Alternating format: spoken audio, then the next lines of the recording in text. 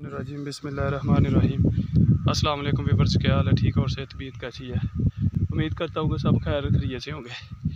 Viewers, आज हम लोग आलू को पानी लगाने लगे हैं चौथा। ये माशाल्लाह से हमारे आलू की फसल है और अभी हम लोगों ने इसको जो है ना अमोनियम सल्फेट का एक तोड़ा डालना है और साथ उसके जो है ना मोनो जहर।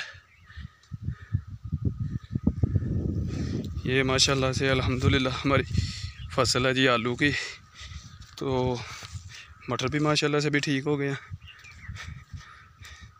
अभी आज हम लोगों ने इसको खाद भी खिलानी है, खाद का छटा देना है और साथ पानी लगाएंगे आज इंशाल्लाह। तो काफ़ी दिनों के बाद आज वीडियो अपलोड की है, टाइम की वजह से ना वीडियो अपलोड नहीं कर सका था।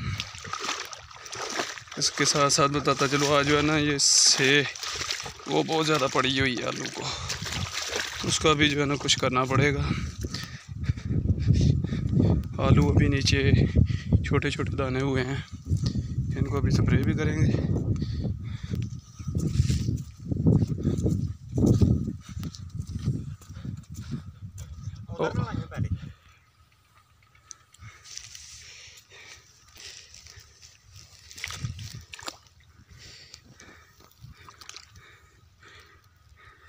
ये सुपर मूंजी जन उसकी कटाई भी शुरू हो गई है।